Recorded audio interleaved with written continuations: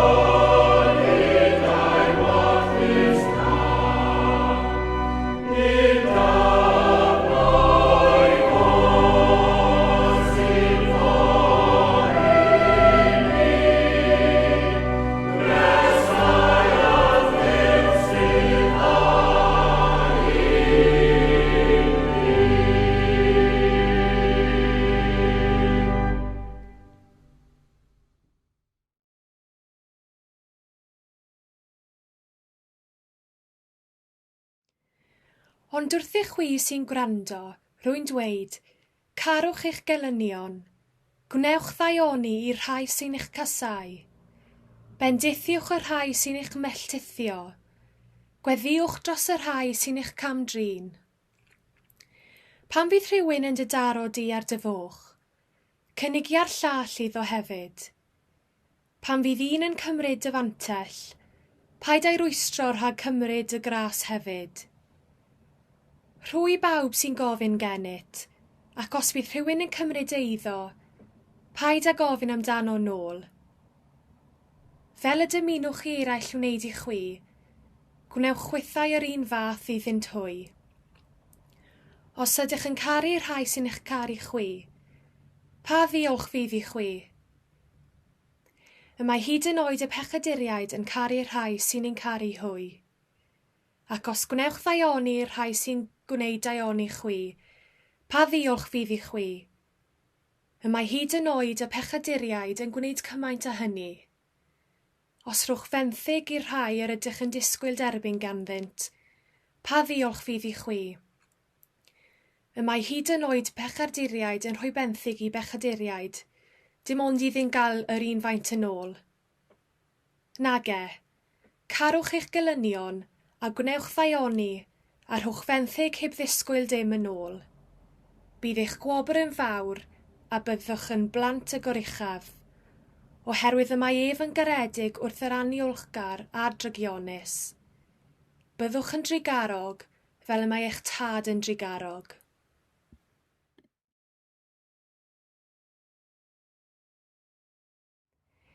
Y mae cariad yn amyneddgar, y mae cariad yn gymwynasgar. Nid yw cariad yn cenfigeni, nid yw'n ymffrostio, nid yw'n ymchwyddo. Nid yw'n gwneud dim sy'n anweddus, nid yw'n ceisio iddi I benion ei hun, nid yw'n gwylltio, nid yw'n cadw cyfrif o gam, nid yw'n cael llawenydd mewn anghyfiawnder, ond y mae'n cydlawenhau ar gwirionedd. Y mae'n goddef i'r eithaf, yn credu i'r eithaf, yn gobeithio i'r eithaf, yn dal ati i'r eithaf.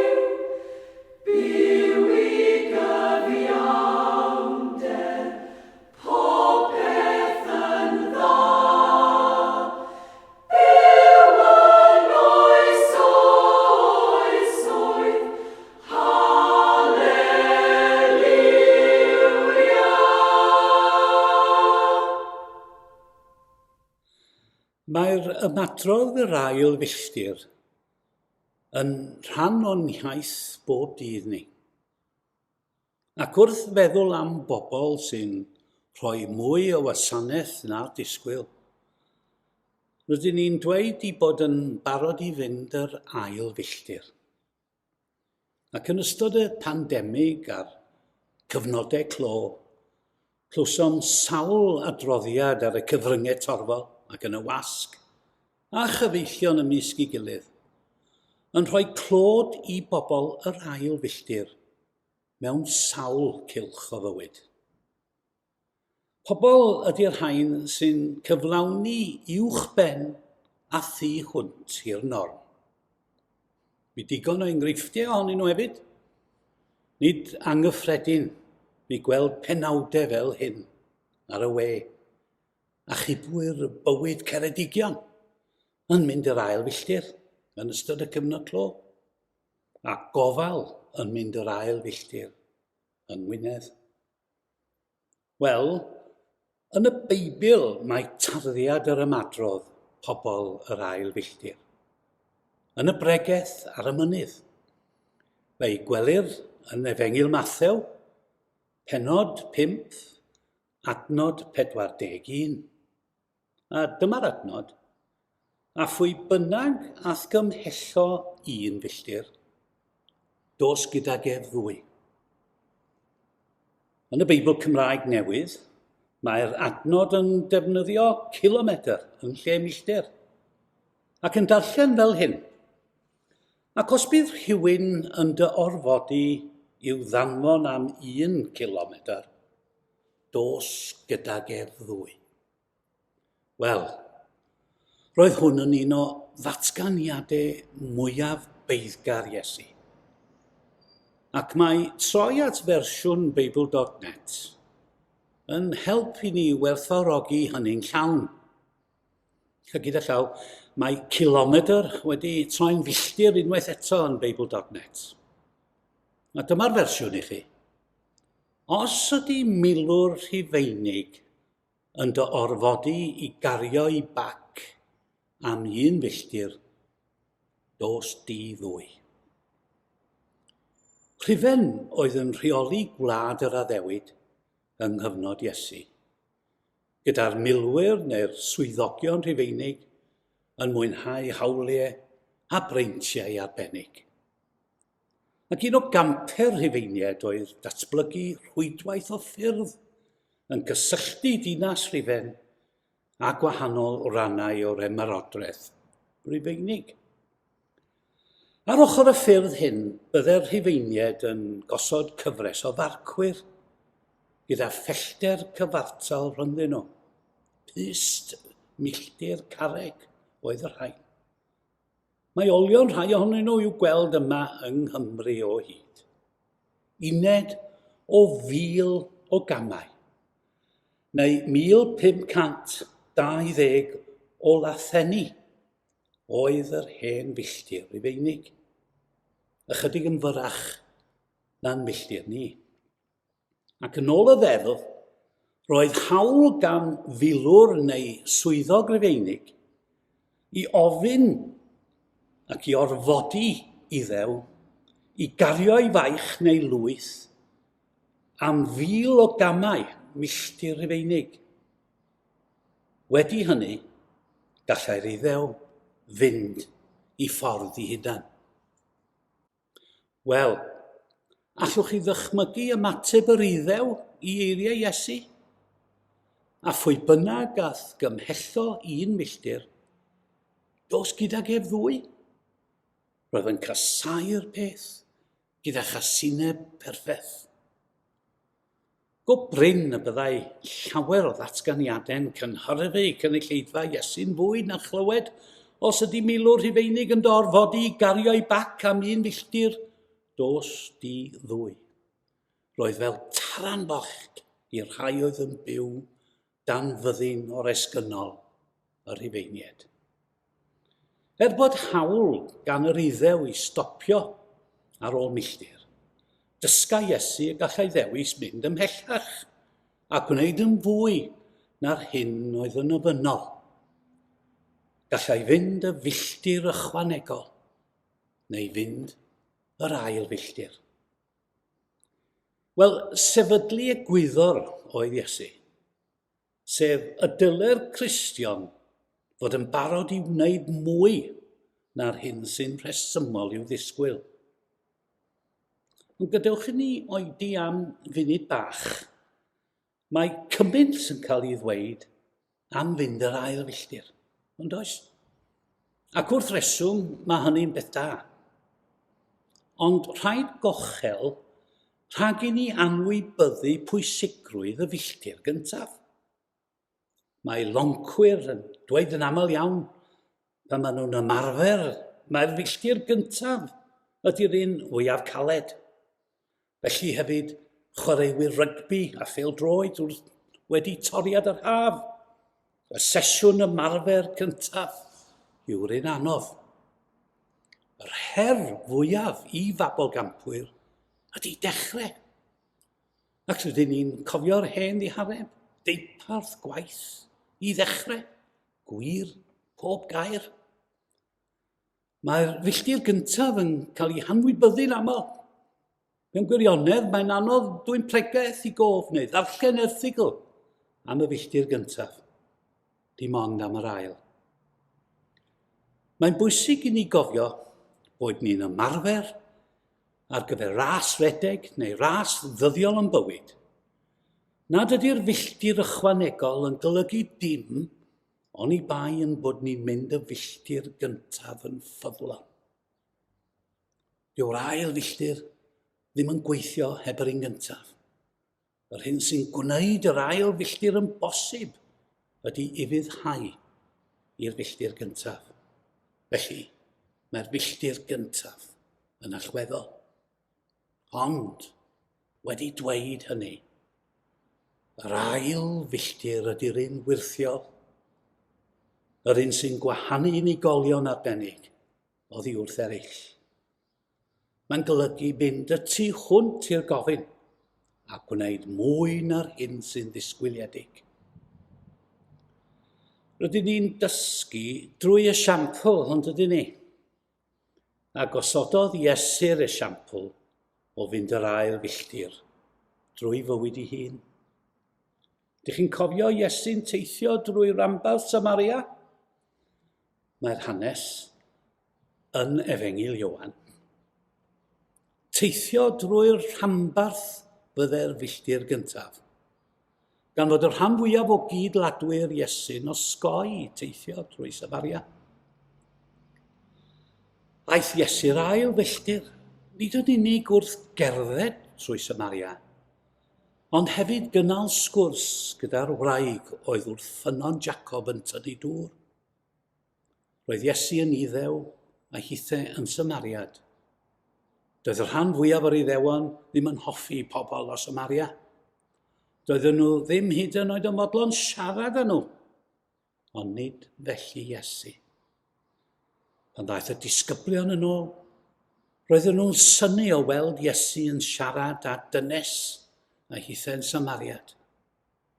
Mae'n dangos fod Iesu yn dymuno i bawb o bob hil a chefndir wybod am y gwirionedd sy'n arwain at fywyd tragweddol.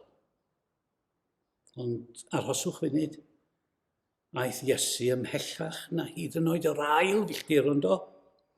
Aeth yr holl ffordd i gyfaria at y groes, gan ddwyn nid baich y milwr Rhufeinig, ond baich yn pechodau ni.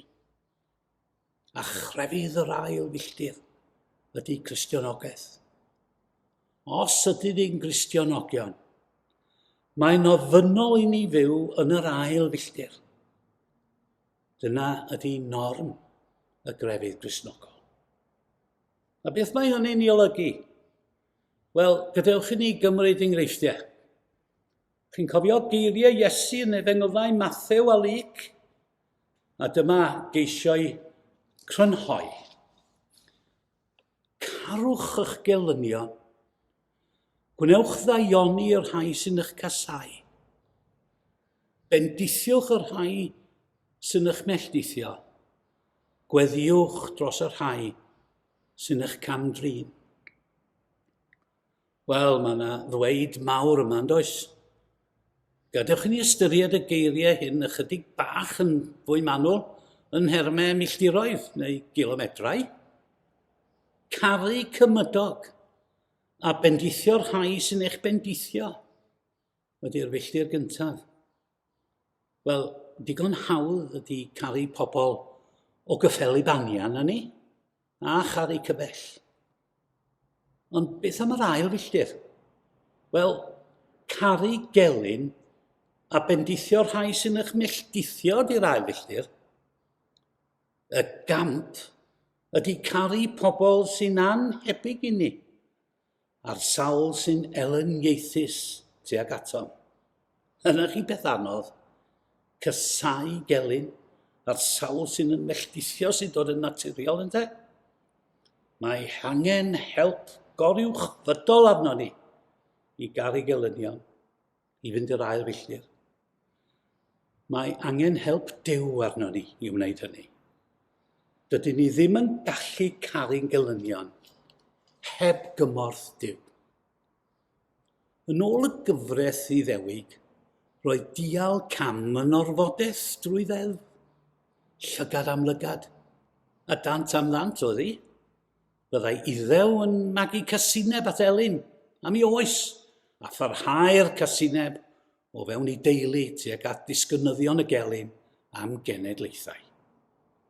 Ond dyma Iesu'n cyflwyno delfryd newydd i'w ddisgyblion. delfryd oedd yn gofyn am ysbryd newydd i'w gwireddu. Gorchymyn newydd cwbl chwyldroadol. Cerwch eich gelynion, meddai Iesu. Mae'n mynd yr ail filltir fel hyn, yn gofyn am gariad a rithro. Ysbryd glân Duw sy'n cynhyrchu cariad. Y cariad hwnnw sy'n gallu troi gelyn yn gyfaill. Ac mae Duw yn rhoi'r ysbryd glân i'r rhai sy'n gofyn iddo. Os ydyn nhw'n gweddio am yr ysbryd glân ac yn caniatáu iddo yn helpu ni, gallwn fod yn sicr y byddwn yn dod yn fwy cariadus ac yn nes at gyflawni'r ethig Gristnogol a cherdded yr ail filltir. Yr ail filltir sy'n troi'r cyffredin yn anghyffredin. Y disgwyliedig i'r anisgwyliedig. Yr ail filltir sy'n troi cyfrifoldeb yn gyfle. Pan ydyn ni'n cerdded yr ail filltir, mae'n hagwedd yn newid o orfod gwneud rhywbeth i fod eisiau gwneud rhywbeth. Yr ail filltir sy'n troi'r cyffredin yn anghyffredin. Y disgwyliedig i'r anisgwyliedig. Yr ail filltir sy'n troi cyfrifoldeb yn gyfle. Pan ydyn ni'n cerdded yr ail filltir, mae'n hagwedd yn newid o orfod gwneud rhywbeth i fod eisiau gwneud rhywbeth. Mae'n mynd y filltir ychwanegol dros rhywun yn adlewyrchu calon Duw a'i deyrnas. Dyma'r math o weithredu sy'n nodweddu plant Duw a phobl Iesu. Gall newid y byd, gan gynnwys yn byd ni. Dyw i ddim yn hawdd byw Cristnogaeth yr ail filltir o gwbl.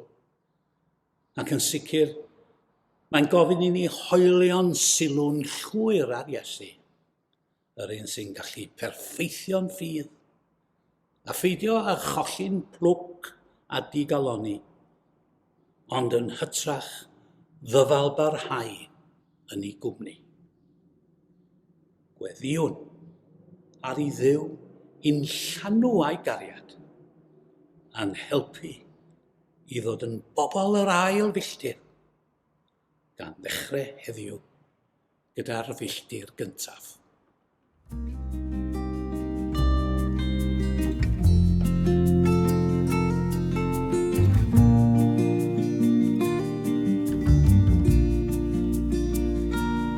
Os llefar a fi heb gariad, yna fydd swn llyd y dwy.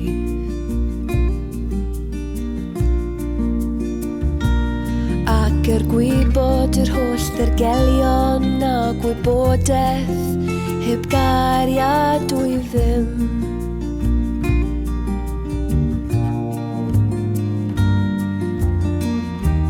Nid yw cariad byth yn darfod, ond proffwydoliaeth a wyben. Mewn gair y mae ffydd gobaith cariad, y tri hyn sydd yn aros, a'r mwyaf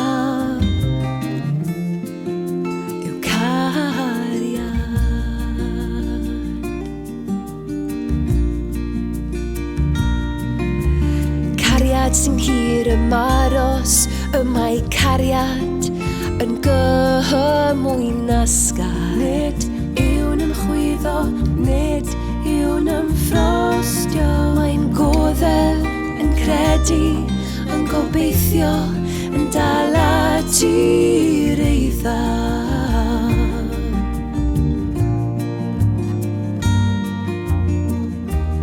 Nid yw cariad byth yn darfod, ond proffwydoliaeth a wyben.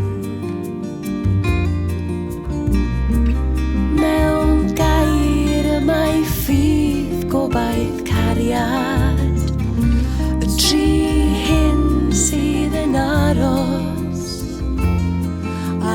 mwyaf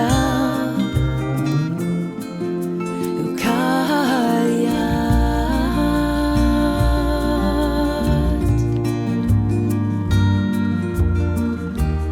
Nid yw cariad byth yn darfod, ond proffwydoliaeth ddaw i ben.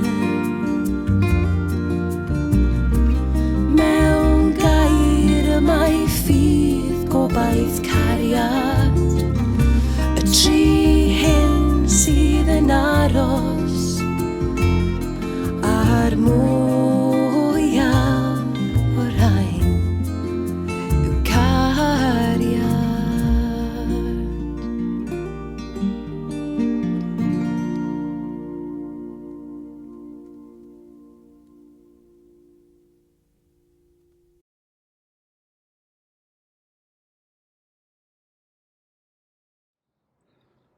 Cydweddiwn.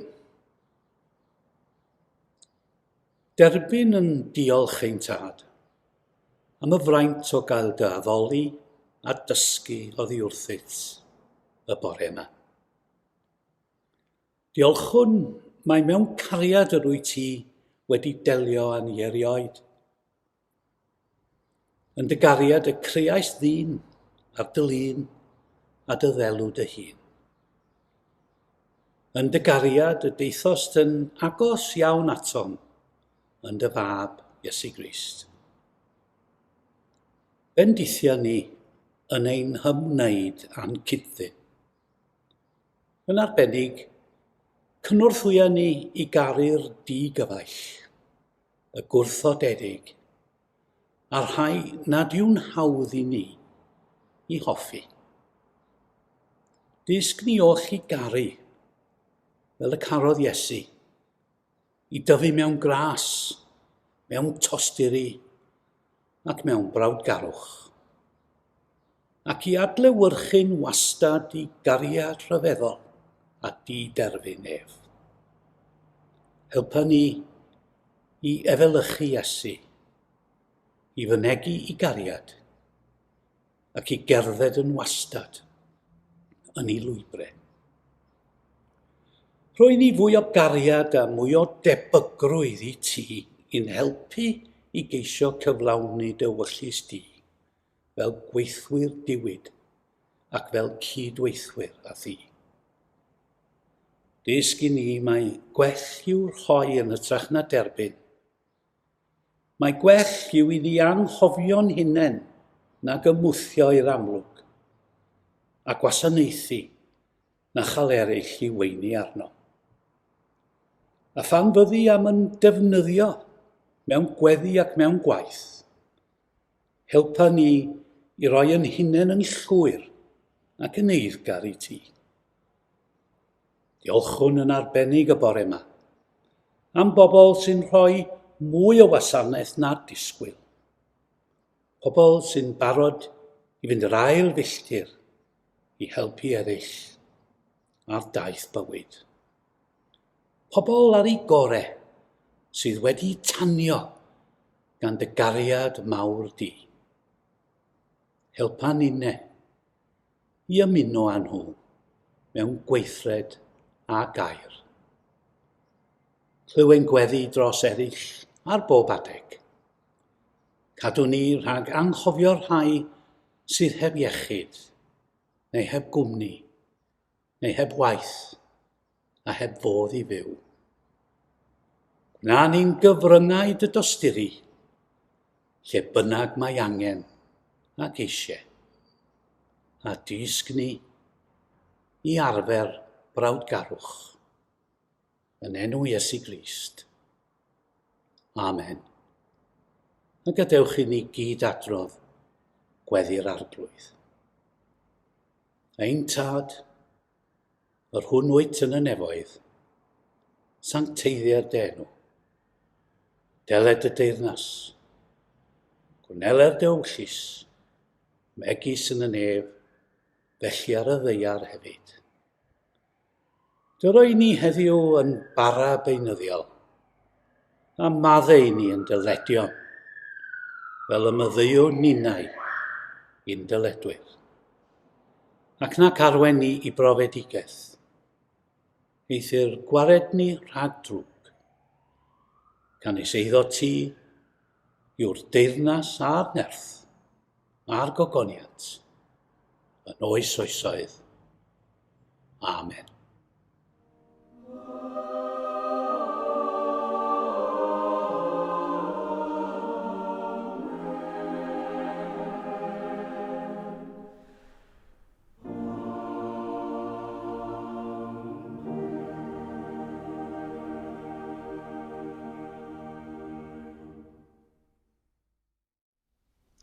Diolch yn fawr iawn i chi gyd am eich cwmni.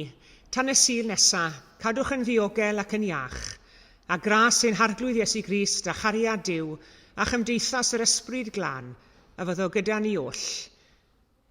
Amen.